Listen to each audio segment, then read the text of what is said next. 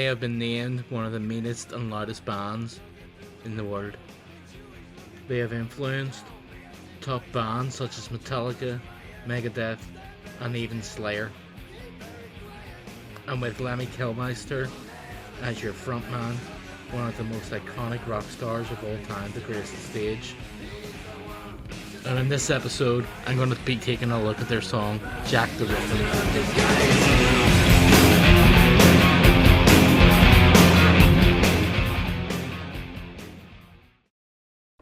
Now granted, I know there are half a dozen bands out there that have their own Jack the Ripper inspired song, but for this episode I'm just going to be sticking to Motorhead's Jack the Ripper. Let me know if you know any other bands that have Jack the Ripper inspired tracks. Now, if you didn't know the accounts of Jack the Ripper, it took place in 1888, Whitechapel, London. He had a different couple of names, such as the Whitechapel Murderer and the Leather Apron. Jack the Ripper was notable for the killings of several women who were working as prostitutes who had worked and lived around the slums of East End London. Throats are sliced prior to the abdominal mutilations. There was the removal of the internal organs from at least 3 different victims. This, in hindsight, led to the speculation that their killer had some sort of anatomical or surgical knowledge. Scotland Yard at the time was starting to receive letters from numerous individuals, most claiming to be the Ripper. The name, Jack the Ripper, originally orientated in the Dear Boss letter, which reads as follows. Dear boss, I keep on hearing the police have caught me, but they won't fix me just yet. I have laughed when they look so clever and talk about being on the right track. That joke about Leather Apron gave me real fits. I am down on whores, and I shan't quit ripping them till I do get buckled. Grand work the last job was. I gave the lady no time to squeal. How can they catch me now? I love my work and want to start again. You will soon hear of me with my funny little games. I saved some of the proper red stuff in a ginger beer bottle over the last job to write with, but it went thick like glue, and I can't use it. Red ink is fit enough, I hope, huh? Ha! The next job I do, I shall clip the lady's ears off and send to the police officers just for jolly, wouldn't you? Keep this letter back till I do a bit more work, then give it out straight. My knife's so nice and sharp I want to get to work right away if I get a chance. Good luck. Yours truly, Jack the Ripper. Don't mind me giving the trade name. PS wasn't good enough to post this before I got all the red ink off my hands, curse it. No luck yet. They say I'm a doctor now. Haha. I would love to say that this is Jack the Ripper that wrote this, however, on his deathbed, a journalist named Fred Best was reported to have confessed to the writing of this letter with a colleague, Tom Bullen. They used the name to maintain an interest in the case and generally maintain the high sales of publication.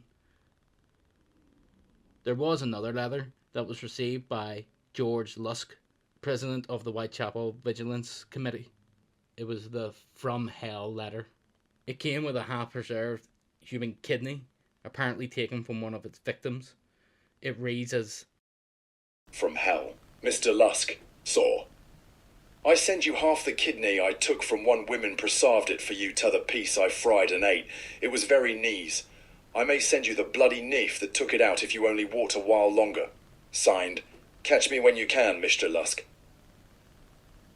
Notice the spelling mistakes throughout. How can a man, a doctor presumably, have such poor grammar? This is also the name of the graphic novel by the great Alan Moore. This ended up also becoming a movie in which Johnny Depp and Heather Graham starred. One day, men will look back and say that I gave birth to the 20th century. You're not going to see the 20th century.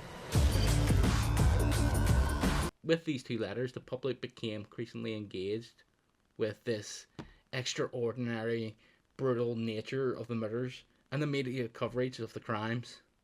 Between the years of 1888 and 1891, there was a total of 11 brutal murders committed in Whitechapel.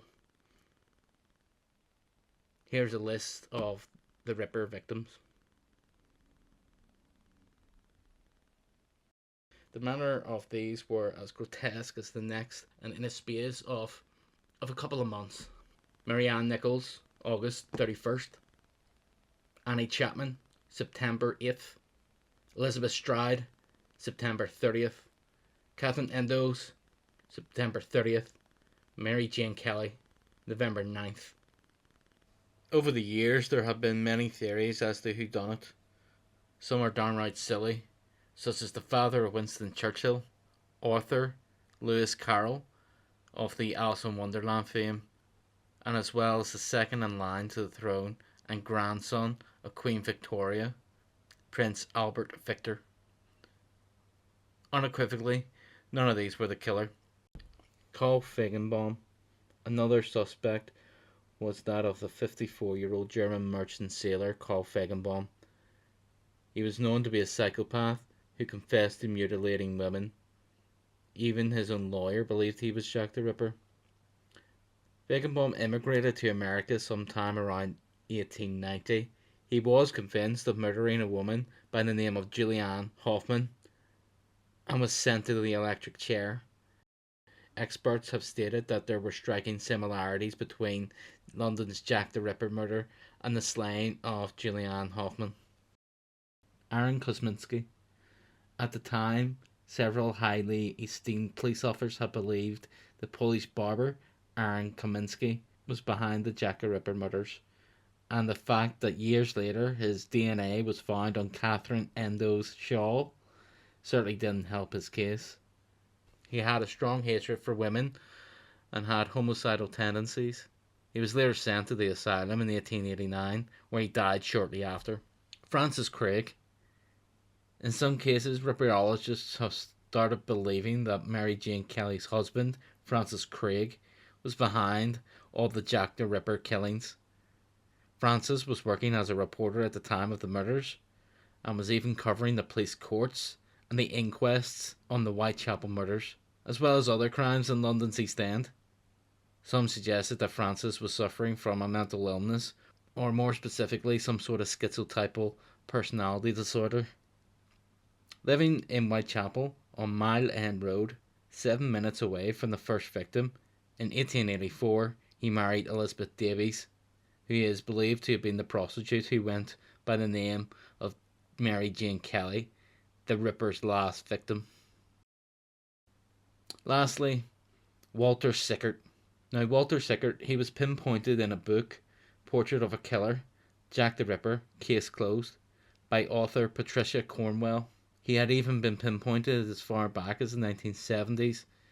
He was an artist who would paint prostitutes, and some believed that he would insert clues to his paintings, as the clues were so similar to the actual crime scenes. Only the true murderer could have painted them. I was definitely a little freaked when I saw these paintings. He was also known to be impotent after several surgeries on his penis. Experts have said that he may have had impotency problems, suggesting that this is why he targeted prostitutes so violently. Throughout history, many serial killers have proven to suffer from sexual problems, including impotency, as it becomes the only means of sexual fulfillment. DNA was also found on several Jack the Ripper's letters, which were a match to letters written to Sickert. However, it is still not enough to convince Walter Sickert was the Ripper, and unfortunately Sickert passed away in 1942 and took many of those secrets to the grave. Who do you think was Jack the Ripper? Let me know in the comments. That's it for another episode. Until next time, in Metal History.